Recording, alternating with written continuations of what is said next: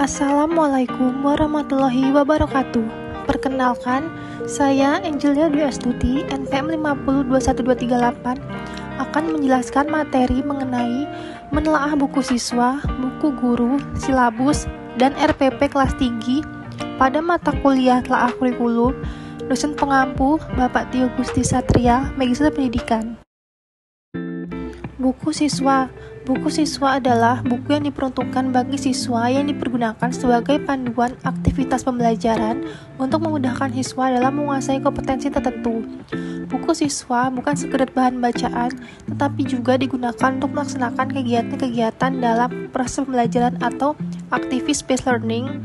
Isinya dirancang dan dilengkapi dengan contoh-contoh lembar kegiatan dengan tujuan agar dapat terselenggaranya pembelajaran kontekstual. Artinya, siswa dapat mempelajari sesuatu yang relevan dengan kehidupan yang dialaminya. Buku siswa disusun untuk memfasilitasi siswa mendapat pengalaman belajar yang bermakna. Isi sajian buku diarahkan agar siswa lebih aktif dalam mengikuti proses pembelajaran melalui kegiatan mengamati, menanya, menalar, mencoba, berdiskusi, serta meningkatkan kemampuan berkomunikasi antar teman maupun dengan gurunya. Melalui kegiatan-kegiatan tersebut diharapkan dapat menumbuhkan motivasi, rasa keingintahuan, inisiatif, dan kreativitas peserta didik. Buku guru. Buku guru adalah buku panduan bagi guru dalam melaksanakan pembelajaran di kelas yang berisi langkah-langkah pembelajaran yang didesain menggunakan pendekatan saintifik sesuai dengan kurikulum 2013. Isi buku guru meliputi 1. Jaringan tema, memberi gambaran kepada guru tentang suatu tema yang melingkupi beberapa kompetensi dasar. 2. Kegiatan pembelajaran tematik terpadu. 3. Pengalaman belajar yang bermakna. 4. Berbagai teknik penilaian peserta didik. 5. Informasi yang menjadi acuan kegiatan remedial dan pengayaan. 6. Kegiatan interaksi guru dan orang tua. 7. Petunjuk penggunaan buku siswa. Di dalam buku tematik kelas 4 SD terdapat beberapa tema, yaitu indahnya kebersamaan, selalu berhemat energi, peduli terhadap makhluk hidup, berbagai pekerjaan, pahlawanku, cita-citaku, indahnya keberagaman di negeriku, daerah tempat tinggalku, dan kayanya negeriku. Di kelas 5 SD terdapat tema yaitu organ gerak hewan dan manusia, udara bersih dan sehat, makanan sehat, sehat itu penting, ekosistem, panas dan perpindahannya, peristiwa dalam kehidupan, lingkungan sahabat kita, benda-benda di sekitar kita. Selanjutnya di kelas 6 SD terdapat tema yaitu selamatkan makhluk hidup, persatuan dalam perbedaan, tokoh dan penemuan, globalisasi, wirausaha, menuju masyarakat sehat, kepemimpinan, bumiku, menjelajah angkasa luar. Silabus Kurikulum 2013. Silabus merupakan penjabaran standar kompetensi dan kompetensi dasar ke dalam materi pokok atau pembelajaran, kegiatan pembelajaran, dan indikator pencapaian kompetensi untuk penilaian. Isi silabusnya yaitu 1. Identitas mata pelajaran. 2. Identitas sekolah meliputi nama satuan pendidikan dan kelas. 3. Kompetensi inti. 4. Kompetensi dasar. 5. Tema. 6. Materi pokok memuat fakta, konsep, prinsip, dan prosedur yang relevan dan ditulis dalam bentuk butir-butir sesuai dengan rumusan indikator pencapaian kompetensi. 7. Pembelajaran, yaitu kegiatan dilakukan oleh pendidik dan peserta didik untuk mencapai kompetensi yang diharapkan. 8. Penilaian, merupakan proses pengumpulan dan pengolahan informasi untuk menentukan pencapaian hasil belajar.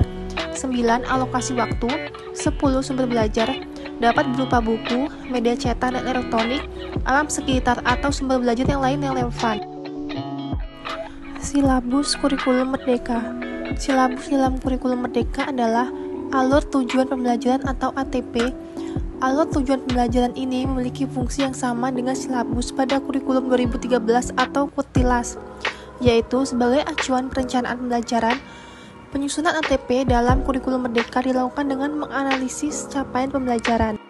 ATP ini kemudian dijadikan sebagai panduan guru dan siswa untuk mencapai capaian pembelajaran di akhir fase tersebut.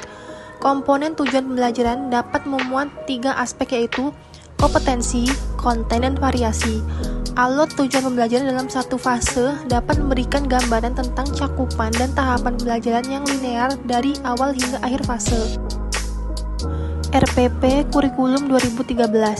Rencana Pelaksanaan Pembelajaran atau RPP adalah rencana yang menggambarkan prosedur dan pengorganisasian pembelajaran untuk mencapai satu kompetensi dasar yang ditetapkan dalam standar isi dan dijabarkan dalam silabus.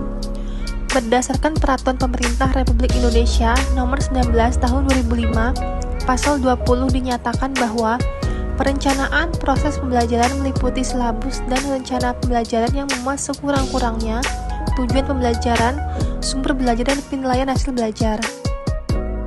Unsur-unsur yang perlu diperhatikan dalam penyusunan LPP. 1.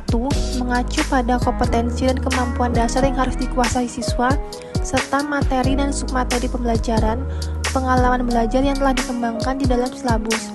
2. Menggunakan berbagai pendekatan yang sesuai dengan materi yang memberikan kecakapan hidup atau life skill sesuai dengan permasalahan dan lingkungan sehari-hari.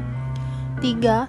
Menggunakan metode dan media sesuai yang mendekatkan siswa dengan pengalaman langsung. 4. Penilaian dengan sistem pengujian menyeluruh dan berkelanjutan didasarkan pada sistem pengujian yang dikembangkan selaras dengan pengembangan silabus. RPP Kurikulum Merdeka. 1. Informasi umum. Terdiri dari identitas modul, kompetensi awal, profil pelajar Pancasila, sarana dan prasarana, target peserta didik, dan model pembelajaran. 2. Komponen inti.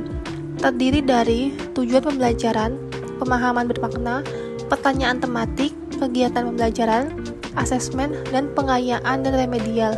3. Lampiran.